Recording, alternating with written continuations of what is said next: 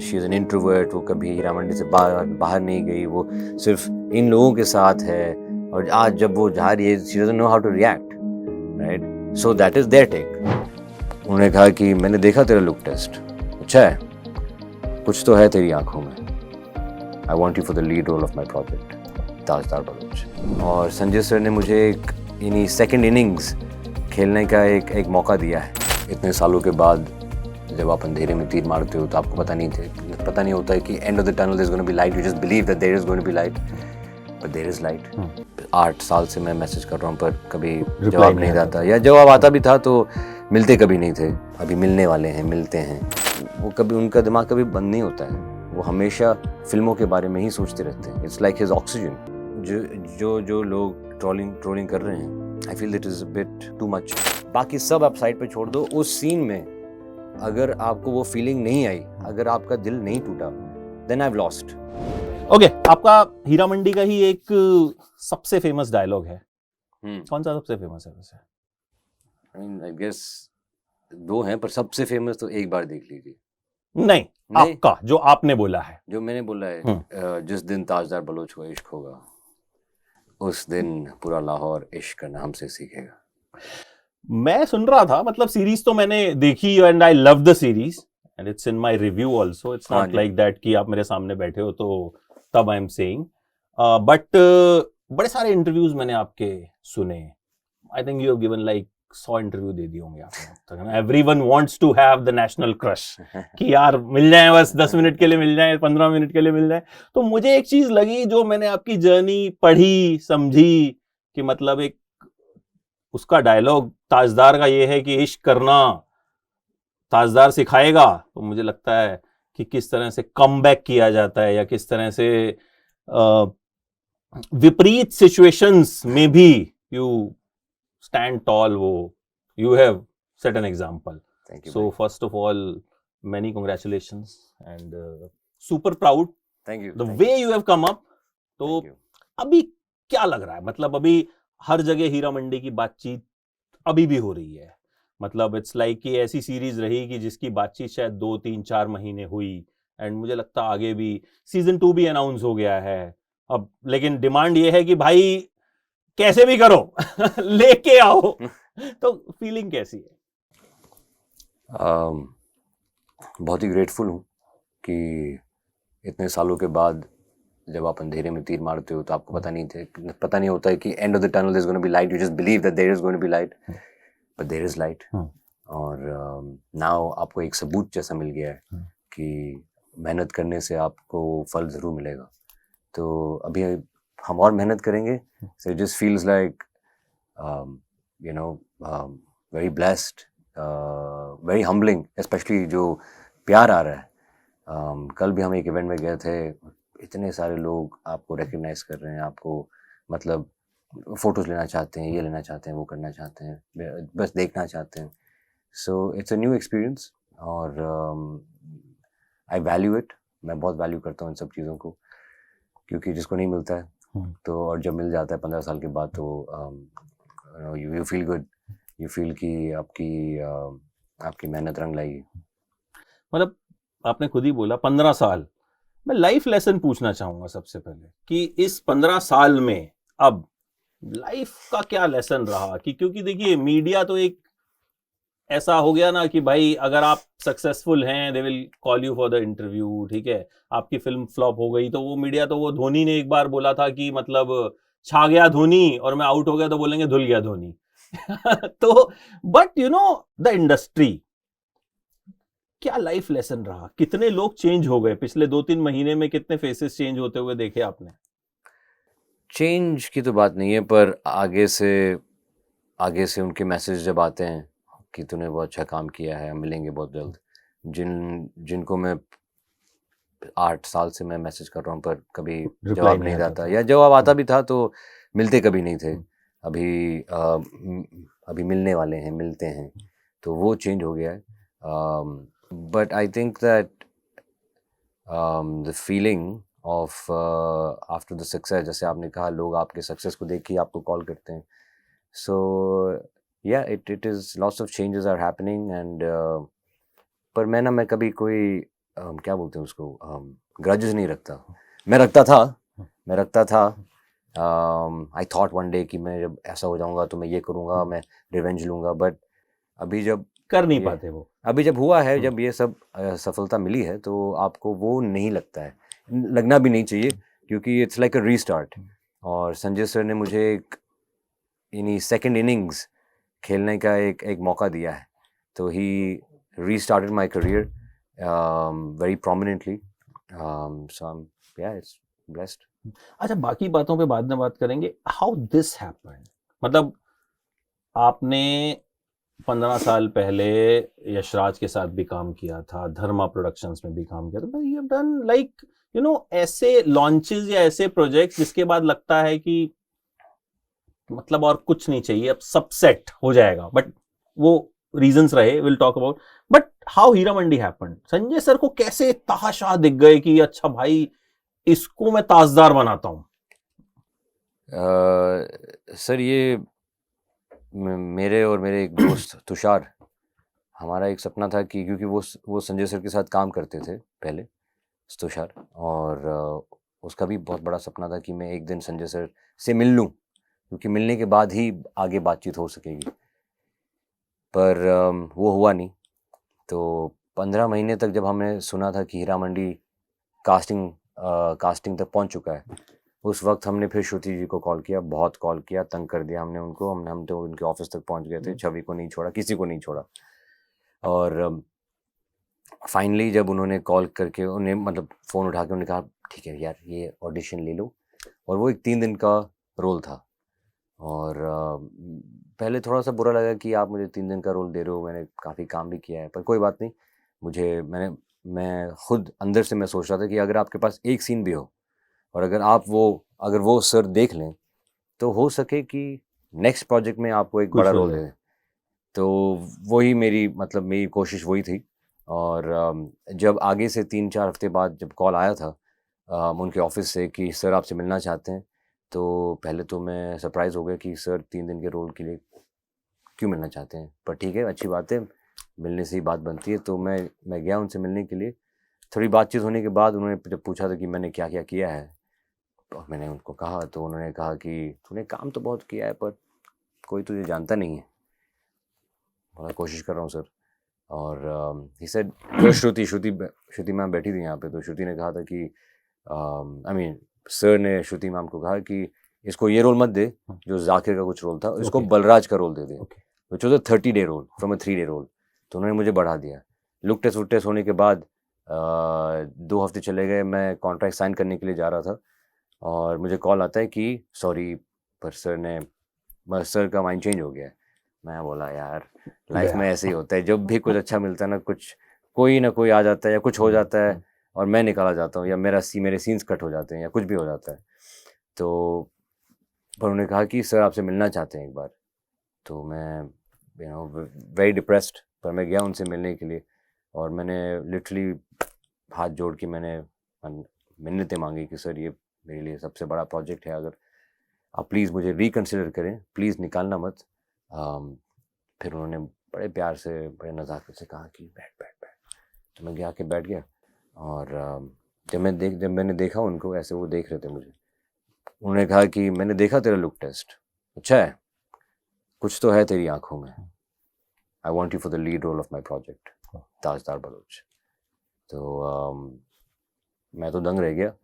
उसके बाद of course audition चले, लुक टेस्ट भी हुआ, अगले दिन ये सब हुआ।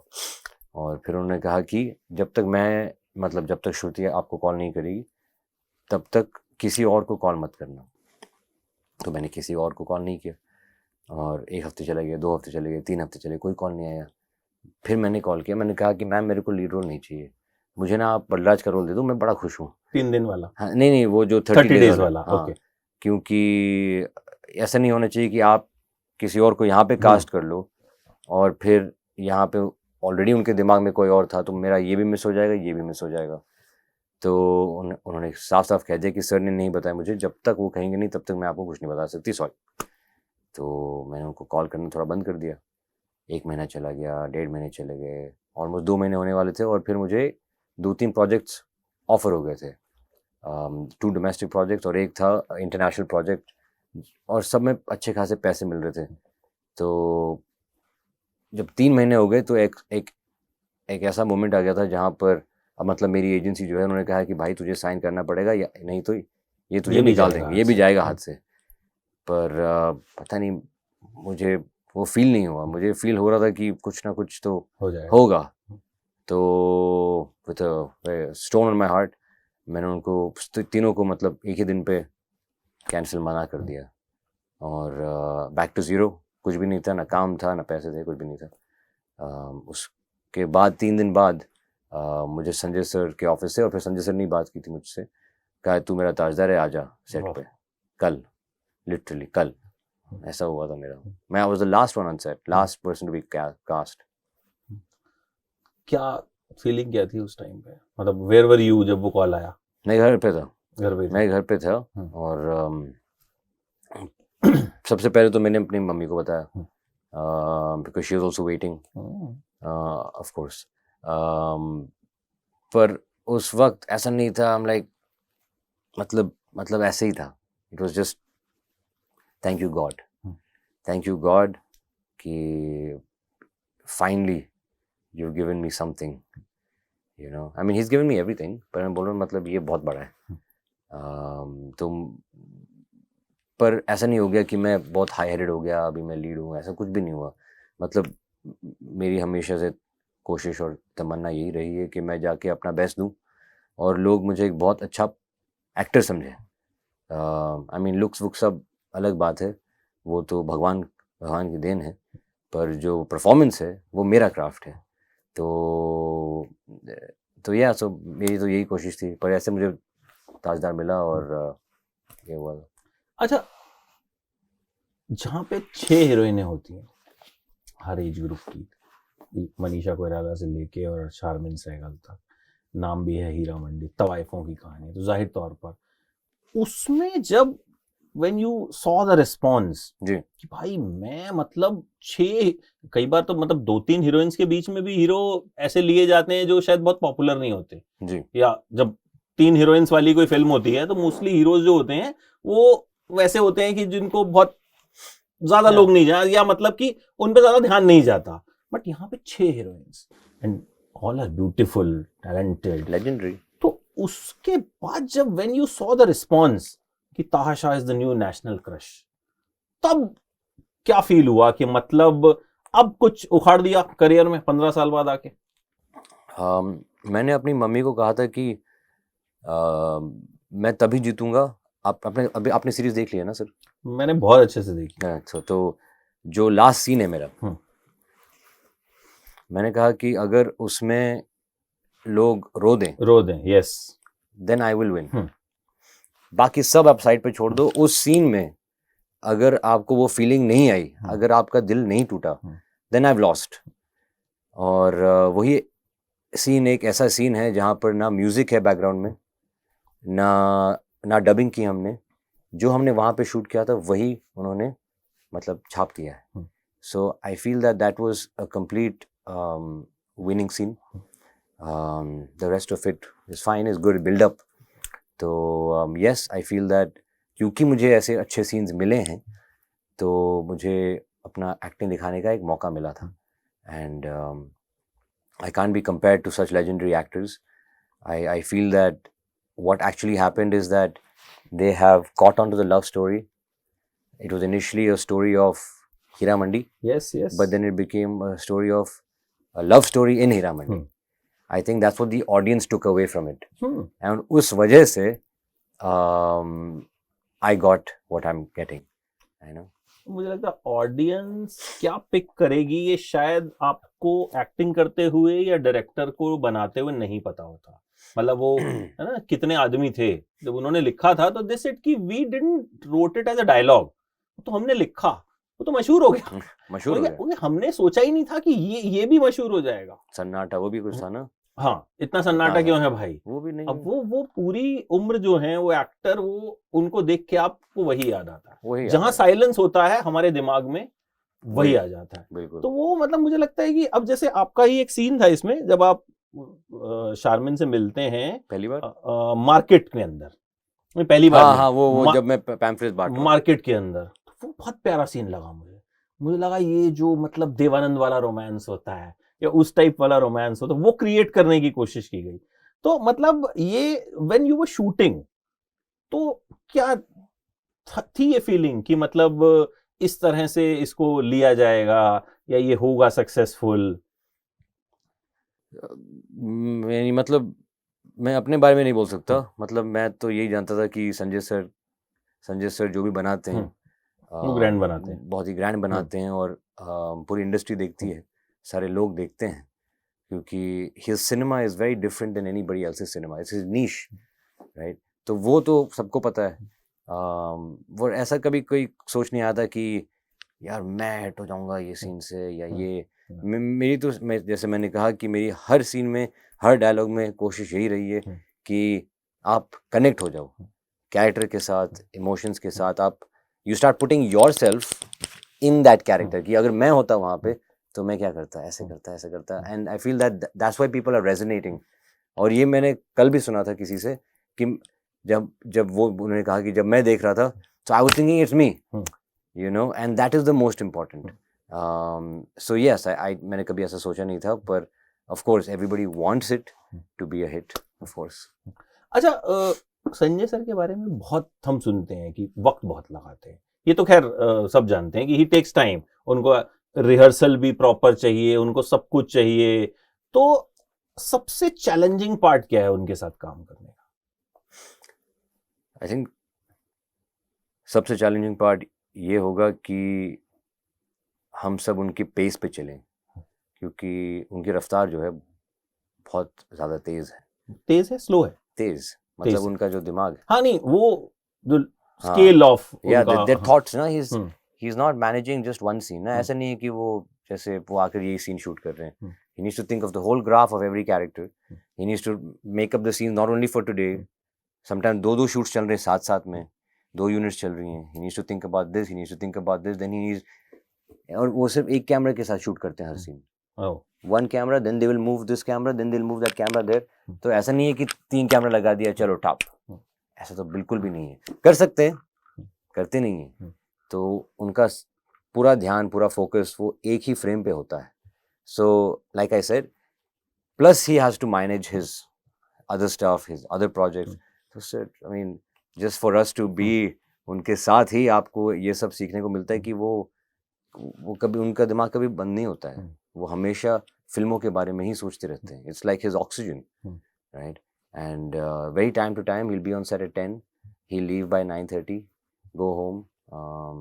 तो यही मेरा एक्सपीरियंस है कि yes, वो शॉट लेने के लिए टाइम लगाते हैं क्योंकि he wants everything to be perfect, right? पीछे 400 लोग हैं, पीछे सबसे पीछे जो बंदा खड़ा है उसकी टोपी ऐसे नहीं ऐसे है, माइन्यूट डिटेलिंग है जो सबकॉन्शियसली सबलिमिनल मैसेजेस आते हैं आपको, मतलब हम सबको audience members, but he sees all of that. Painting का colour, the texture of the walls, you know, is become old क्योंकि बहुत पुराना घर था, तो how is the texture, every detail is mastered.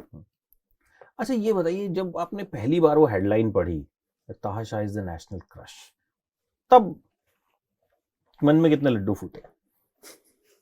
नहीं ऐसा कुछ लड्डू तो नहीं फूटे सर, नहीं ऐसा नहीं है। I mean, I've been lucky that my father and mother have given me decent looks, right? So it's not, I've always gotten benefit of being presentable. नहीं वो आपके, बट यहाँ पे जो एक स्केल रहा वो बहुत बड़ा रहा। No, this was, like I said, so in this one the scale is for two things. They picked up performance and they picked up looks. Yes. Said, right? दोनों चीजें थी। So I'm saying the looks, National Crush was given to my father and mother, Allah. But जो performance है, और उस performance के लिए अगर आप मुझे National Crush बोल रहे हो, then दोनों के लिए बोला, वो तो दोनों के लिए बोला, मतलब I feel that is my, वो मेरे लिए सबसे बड़ा award है, तोहफा है, क्योंकि मतलब मैं एक्टिंग के आर्ट को मतलब बहुत ही ज़्यादा प्यार करता हूँ। एंड मैं ऐसे नहीं करता कि मैं सेट पे जाके हाँ क्या सीन है, हाँ स्पॉन्टेनियस नहीं होता भाई। मैं बहुत प्रैक्टिस करता हूँ.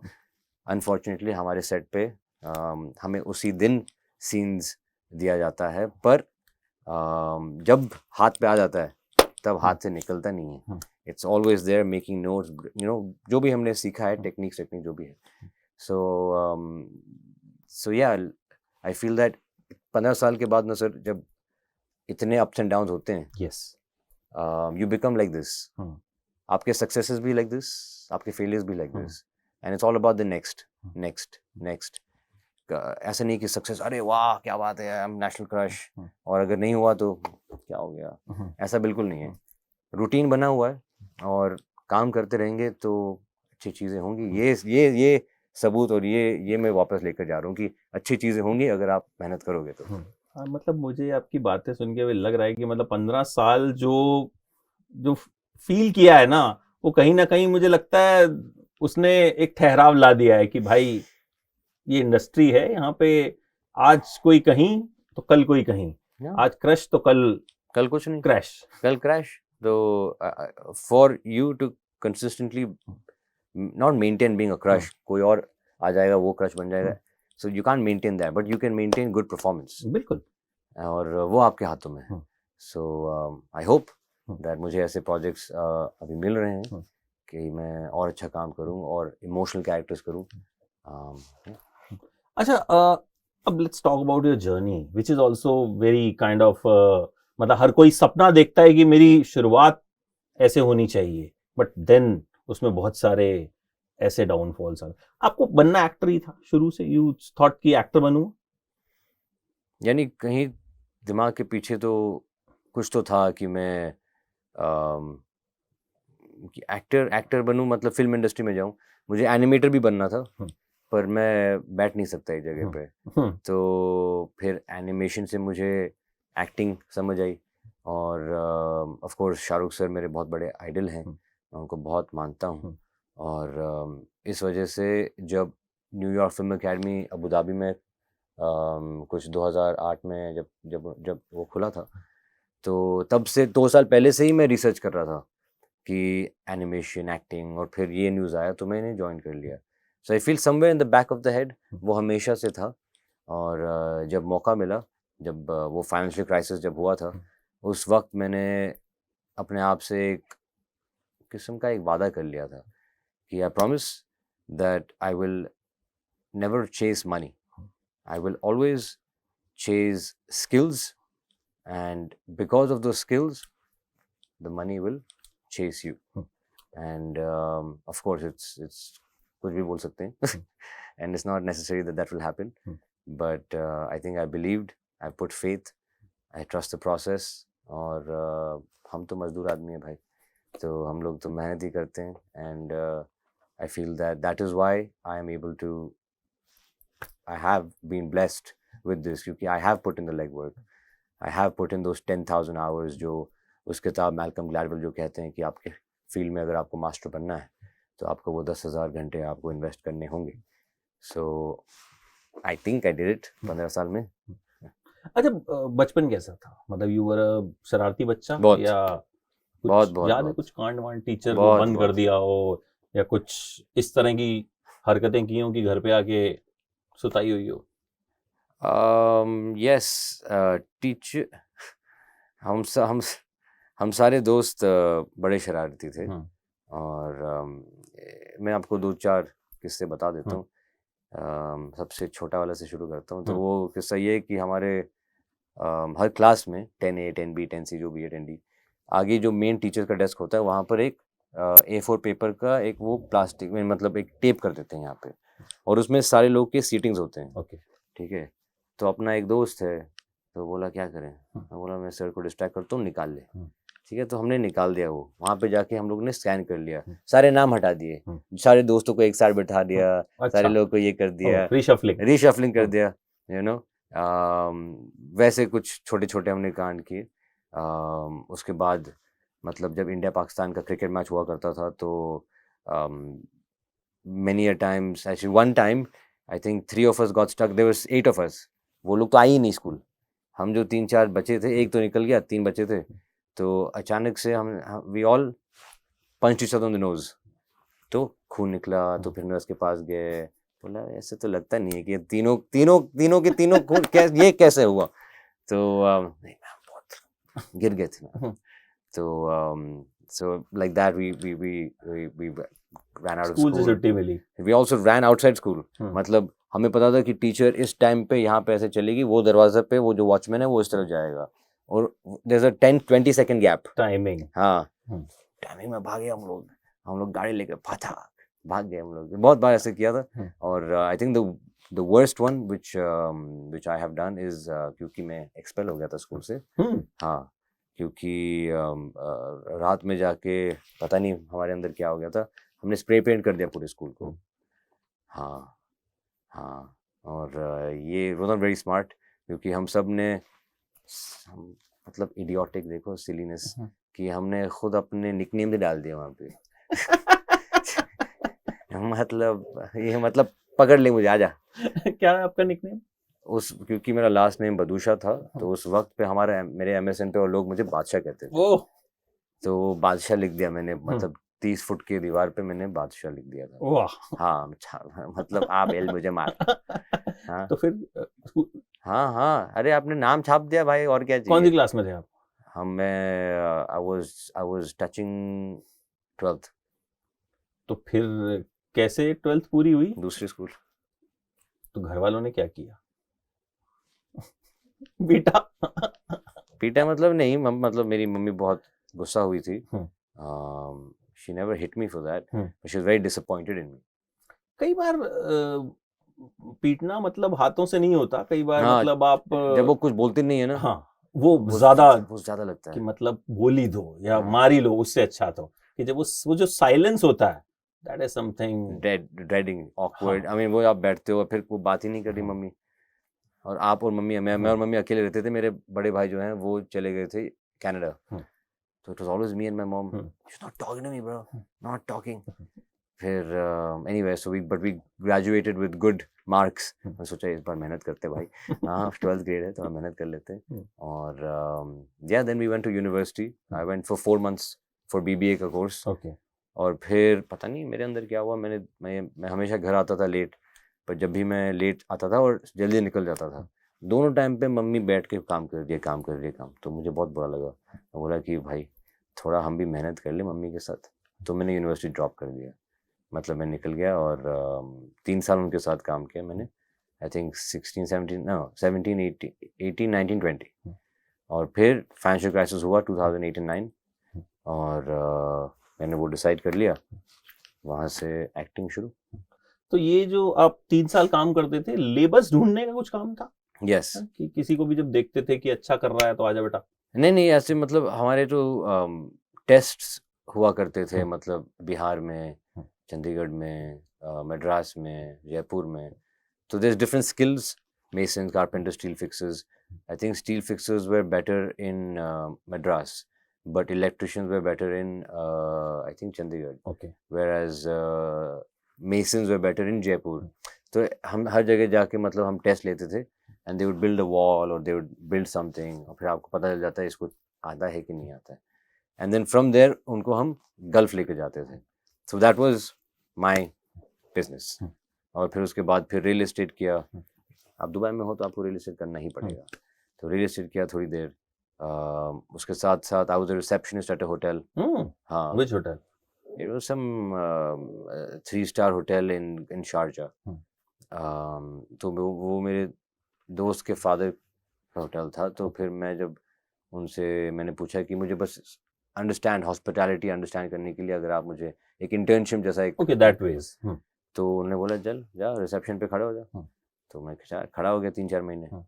उसके बाद फिर और क्या, हाँ फिर मेरे अब्बू आए थे, आई थिंक यूएस में थे वो, और उन्होंने फिर वो एक कंपनी हमने खोला था, Dubai import export do Impex, जहाँ पर हम ट्रेडिंग करते थे ऑफ स्टील एंड सीमेंट। तो that was the last business. थोड़ा बहुत सब कॉन्ट्रैक्टिंग वो हम लोग करते थे साइड पे, बहुत ही कम, अभी तो बहुत ज़्यादा हो गया है। सो क्या, तो जो फाइनेंशियल क्राइसिस हुआ, वो फेज किस तरह का था, and how you came out of that? वो एक्चुअली बहुत बुरा फेज था, क्योंकि जो हम स्टील में ट्रेड कर रहे थे, तो एक अजमान के कोई जो बहुत बड़े शेख हैं, लोकल, मुझे लगता है लोकल फैमिली, रॉयल फैमिली से हैं, तो उन्होंने कहा था कि ठीक है, मुझे 200,000 टन ये प्राइस पे लॉक करो, एलसी भी दे दिया था हमें। तो हमने टर्की से मंगा लिया था, तो टर्की वो रास्ते में था, 2 महीने लगते हैं आने के लिए। तो 1 महीने बाद, 1-1.5 महीने बाद जब फाइनेंशियल क्राइसिस हुआ and the prices plunged, it tore my LC bro. 200,000 tonne मेरे सामने जबल अली फ्री जोन पे बैठा हुआ था, मतलब वापस 200,000 टन क्या होता है भाई। और हमने खरीदा था किस पे, प्राइस क्या है, इसने एलसी छोड़ दिया है, हमारे डेट्स हैं, तो इट वाज वेरी बैड।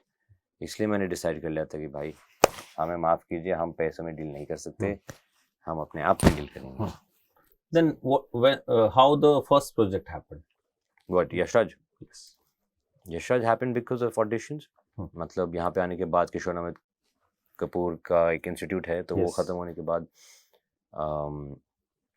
मैंने कुछ क्लासेस शुरू किए थे डांस के, मार्शल आर्ट्स के, और वहाँ से मुझे जगह मिला कि जहाँ पर ऑडिशंस होते थे, श्री जी एक होता है और फिर आराम नगर एक दूसरा वाला Yes, होता है। yes. तो हमें दोनों पे जब एक बार मिल गया था मुझे कि अरे वाह, ये तो जैकपॉट है, तो मैं यहाँ पर भी जाता था। यानी सुबह 10 बजे मैं श्री जी ख़त्म कर लेता था, 10 से 2, फिर 3 बजे से 6-7 बजे तक आराम नगर अपना वो चालू हो गया। और फिर वहाँ से एक मेरी जो दोस्त है, उन्होंने मुझे 500 ईमेल्स का एक लिस्ट दिया था, तो मैंने मतलब मैस मेल्स भेज दिया सबको, स्पैम कि किसी को तो मिलेगा। और जब मिला तो शानू मैम को मिला था, और फिर शानू मैम ने मुझे घर बुलाया और उन्होंने कहा, मैंने उस वक्त I think Ashutosh Gowariker sir, वो एक फिल्म बनाने वाले थे बुद्धा के ऊपर, तो मैं जाके विग्स खरीद के मैंने बोरीवली में शूट किया अपने अंकल और 2 दोस्त, दुबई वाले दोस्त के साथ। तो उन्होंने कहा कि भाई ये पहले तो सबसे पहले ये डिलीट कर ये किसी को दिखाना नहीं है। मैं बोला अच्छा नहीं, नॉट इतनी गुड। बुरी विग थी या एक्टिंग उतनी बुरी थी? अरे भाई विग ऐसे लग अच्छा, रहा वो मैं पता नहीं मैं क्यों लेकर आ गया, वो विग कार्टून लग रहा था मैं। हाँ, और सब लोग को मैंने पहना दिया था। हाँ, तो ऑल कार्टून्स और मेरे अंकल को किंग बना दिया मैंने, उन्होंने कभी डायलॉग नहीं बोला लाइफ में। तो उन्होंने बहुत वो मतलब उन्होंने गाइड करके उन्होंने कहा कि ये मत दिखा, और जो बाकी के कुछ जो मेरे इंस्टीट्यूट्स में एक्टिंग का कुछ हमने सीन किए थे वो हमने डाल दिया था। तो then she said she called me for an audition with some girl for Karan Johar, पर Karan sir said that he doesn't want to see any boys, he only wants to see the girl. ठीक है, और उसके बाद फिर उन्होंने मुझे बुलाया जहाँ पर ये यशराज 3 फिल्म का कॉन्ट्रैक्ट है, वाई फिल्म्स खोल रहे हैं, वो सब हुआ, और बस वहाँ से मिली बस ऑडिशन कर। एंड देन आफ्टर दैट जब वैसा किक ऑफ नहीं हुआ जो यू नो एक यशराज फिल्म मिलना अपने आप में लगता है कि भाई अब तो सब सेट है, मतलब But I feel that this was a Y film also, ना? उनका सिस्टर कंपनी था ये। So of course यशराज, आदि सर और उस वक्त पे Yash ji, they were looking, मतलब at the top level they were looking into it, but it was mostly what's his name, कोई और थे वहाँ पे जो हैंडल करते थे। हाँ। अच्छा, इस पूरे दौरान कभी ऐसा नहीं लगा कि यार छोड़ यार कुछ और करते हैं, मतलब बिकॉज एक बिजनेस आप ऑलरेडी एक लॉस झेल के आ चुके थे, ठीक है, आप एक नई चीज में आपने ट्राई किया, बट यहाँ पे भी यू वर जस्ट ट्राइंग चीजें, काम मिल रहा था, बट यू नो एक एक्टर को जो चाहिए होता है जो शायद आज मिला, तो वो कभी लगा नहीं कि यार कुछ नहीं। आपने अभी आपने ये भी कहा था कि यशराज करने के बाद आपको लगता है धर्मा भी क्या, आपको लगता है कि यस यू वर राइट और something like that. I guess वो मेरी भी गलत फहमी, वो मुझे लगता है वो हुई थी मुझे, कि अब तो मतलब लोग मुझे बहुत काम देंगे, और जब ऐसा नहीं हुआ था तो फिर एक रियलिटी चेक होता है आपकी लाइफ में कि बेटा तेरे अंदर बहुत खामियां हैं और तू बहुत सारी चीज़ें नहीं जानता है, और उन चीज़ों पे काम करो। तो I think that rejections basically rejection is a change of direction, right? और जो failures हैं वो are basically feedbacks. आपको उस तरह से आपको उन चीज़ों को देखना चाहिए कि इस ये गलत हो गया, ये मतलब मेरी फिल्म नहीं चली, कोई बात नहीं, आपका परफॉर्मेंस कैसा है, सब लोगों ने तारीफ की, वेरी गुड, हाँ, पर अभी आपको काम कैसे मिलेगा, right? So first build on skills, then you start networking, then you start being in touch with those networking, maybe even go the other route जहाँ पर जैसे हॉलीवुड में लोग अपने लिए स्क्रिप्ट लिखते हैं, राइट? या तो स्क्रिप्ट ढूंढते हैं, then they find the producer, they find this, या तो वो रूट जाओ, तो वो भी मैंने ट्राई किया, ये भी ट्राई किया, ऑडिशन भी किए, तो जहाँ पर भी मौका मिलता था मैंने किया, और यस फाइनली हो गया. It is what it is. Yeah motivation सबसे ज्यादा कहाँ से मिली कि we need to keep going? क्योंकि मुंबई इज टफ, मतलब आप, इट्स नॉट इजी. कहने की बात होती है आज, ठीक है, मतलब आपका एक चीज हिट होती है तो यहाँ पे लोग चढ़ाते भी बहुत जल्दी हैं और गिराते भी बहुत जल्दी हैं, सो इट्स टफ. सो सबसे ज्यादा मोटिवेशन कहाँ से मिली इस दौरान कि यार कि मतलब कोई दोस्त, मम्मी तो है ही, but I think on a daily basis, motivation is not something, you can't be motivated every day. No, you can't. I am not motivated every day, but I try to be as disciplined as possible. So motivated is a feeling. Do I feel motivated? Nobody cares about what you feel. Yes. Right? What you feel, what I feel, who cares? Nobody cares. Right? What you do and what they see is what matters. Right? So screw your feelings. And forget about being motivated every day, and it's all about being disciplined every day. Jaise abhi, let's say even if I'm working and then I go out, let's say I party, right? The next day I cannot make an excuse that even if I didn't do whatever, sleep or whatever, can't make an excuse that I skip everything, right? I can't make an excuse that I won't go to my classes, yeah, or I won't train. You have to do it. You have to man up, and I guess that's where थोड़ा बहुत करो, पर करना जरूर. I feel that's where the discipline lies, और वो करने से और motivation आता है. You can't have motivation to do that. You do this to get motivation. Right. So beautifully said. अच्छा, जो आपकी लव स्टोरी रही इसमें आलमजेब एंड ताजदार की, उसकी जो एक केमिस्ट्री थी, वो you two कुछ आपस में भी किया कि इस तरीके से इसको बिल्ड करते हैं, कैसे करते हैं? आई थिंक एवरीथिंग स्क्रिप्ट में था. नहीं, स्क्रिप्ट में तो एक रिटन चीजें होती हैं, हाँ, बट दैट्स क्या बोलते हैं, चेक पोस्ट ना, चेक पॉइंट्स. तो आप, हाँ, यहाँ पे इसके बाद ये सीन आता है, मतलब इस दौरान क्या हुआ, जो गैप होता है. तो I think as actors we fill those up, and when we sit together we start discussing what are you feeling, what am I feeling, what are my thoughts, why is it written this way, why is it not written that way. So Sharmin के साथ तो मतलब 5-10 दिनों में के अंदर ही हम लोग बहुत ही अच्छे दोस्त बन गए, जहाँ पर she was always telling me about very logical explanation sometimes in scenes which shouldn't be there or what should be there, and I feel that she has a very sound क्योंकि भंसाली सर के साथ उन्होंने बहुत सारे बता हैं, चीजों में असिस्ट किया है, काफी क्लोजली देखा है वो कैसे काम करते हैं. So she knows him exactly. So yeah, I think the chemistry got built क्योंकि हम एक दूसरे के दोस्त बन गए पहले, और जब एक दूसरे का काम देखा, then I think we built it up even more. अच्छा, मुझे पर्सनली उनकी परफॉर्मेंस अच्छी लगी, मुझे सबकी परफॉर्मेंस अच्छी लगी, मतलब इसमें मुझे अच्छा लगा ये. वो मैंने उनको अपने इंटरव्यू में भी बोला, मैंने कहा वो वाले इंटरव्यू में मुझे तो आप पे क्रश हो गया, ठीक है, आई सेड, ठीक है. तो एक ऐसा पेयर जहां एक आदमी तो बन गया नेशनल क्रश, ठीक है, उनको कहीं ना कहीं क्रिटिसाइज किया जा रहा है कि उन्होंने एक्सप्रेशन नहीं दिया या ऐसा नहीं दिया, बट सेकंड उसका जो एक क्या कहूँ कि हर सिक्के के दो पहलू होते हैं. इवन मेरे इंटरव्यू में ही, मेरा जो उनके साथ इंटरव्यू है हीरा मंडी वाला, that is the most watched interview. उसमें दो ओपिनियंस हैं लोगों के.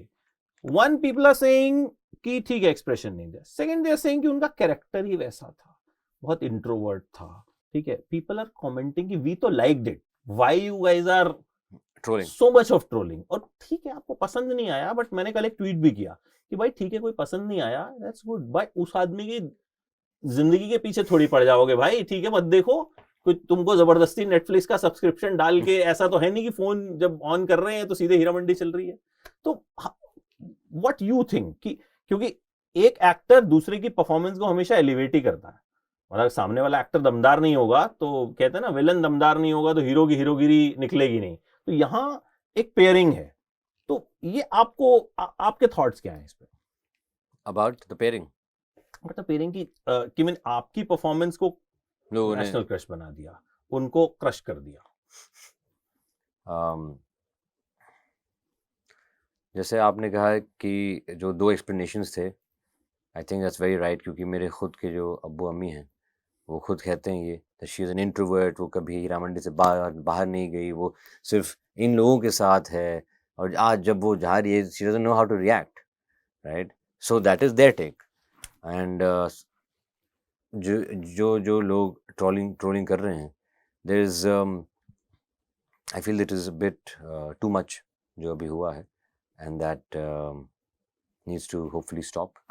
But I also will say that Charmin is a very strong-minded girl, and मैंने उनको Success Party पे देखा था, and she was full on happy and eating the pasta, सब कुछ, मतलब वो she was very happy, and I guess lots of them can affect you, but if things don't affect you, then you're much stronger, because लोग हैं तो हैं बोलने के लिए। When all this started, I made a special video on this कि भाई इसके दो ओपिनियन है, जो एक आपने बोला कि आपके पेरेंट्स ने जो बोला वो चीज बहुत से लोग कमेंट्स में लिख रहे हैं कि यार वो इंट्रोवर्ट है, वो नहीं निकली वहां, ठीक है, तो नहीं है उसका एक्सप्रेशन, या उस कैरेक्टर को वैसा ही बनाया गया होगा। एंड सेकंड कि भाई ठीक है जिसको नहीं पसंद नहीं पसंद, but I think please troll करना है तो ठीक है, कर करा के खत्म करो, उसके पीछे मत पड़ जाओ, जान मत ले लो, सीरियसली। हाँ अच्छा, अब ये बताइए कि नेशनल क्रश सिंगल है? हमेशा से, हमेशा मतलब क्योंकि ये मतलब हर लड़की का सवाल है कि मतलब मेरे ऑफिस में भी जितनी लड़कियां ना, मैंने कहा आज मैं ताहा का इंटरव्यू करने वाला, आज आप कर रहे हो बढ़िया इंटरव्यू। सीरियसली सेट की नहीं यार, ये दिल्ली में नहीं हो सकता कि मतलब we also we could have joined कि सारे हीरा मंडी वाले इंटरव्यूज आप ही को करने हैं। तो that's the love you are getting. तो मुलाकात होगी दिल्ली में, मतलब हम तो वेट कर रहे हैं, और इसके लिए भी मतलब बड़े दिन से आई वेटेड कि आपका वक्त मिले, but you were genuinely very busy, and I wish आप ऐसे ही बिजी रहें।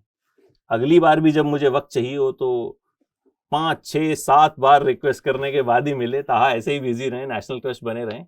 And it was so lovely talking to you. It was so lovely, brother. And जो मतलब ठहराव आपकी बातों में है, that's I mean hats off. I think जो स्ट्रगल रहा उसी से आता है, और जो लाइफ सिखाती है वो उसी से आता है। So just be like this. और हीरा मंडी 2 में कोई चांस है? सरप्राइज बट आना तो पड़ेगा आप, क्योंकि मुझे लगता है वो ना पब्लिक एक मुहिम चला देगी। जैसे कई बार क्या हुआ, पहले के सीरियल्स में कोई एक्टर को जब मार देते थे तो लोग इतना ज्यादा वो कर देते थे कि उन्हें वापस लाना पड़ता था। अच्छा, हाँ, जैसे अमर उपाध्याय क्योंकि सास भी कभी बहू में, वो मिहिर वीरानी की डेथ हो गई थी, तो इट वाज लाइक मतलब लोगों ने पूरा का पूरा एक तरह से कैंपेन चला दिया कि मिहिर को वापस लाओ, तो मरे हुए मिहिर को वापस लेके आए थे।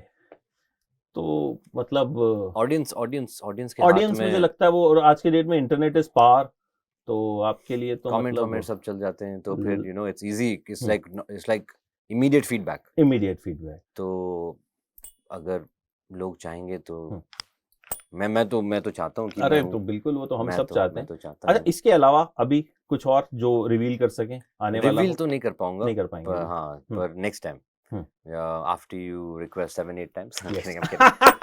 नहीं, आई रियली विश कि ऐसा ही टाइम आए जब बहुत सारे इंटरव्यूज हों और उसके बीच बातचीत करने का मजा ही अलग होता है। फिर लगता है ना कि यार अच्छा बंदा स्पेशली टाइम निकाल। Thank you so much. Thank you मेरे भाई। It was lovely meeting you. Thank you. God bless you. Be like this always. Thank you. Thank you.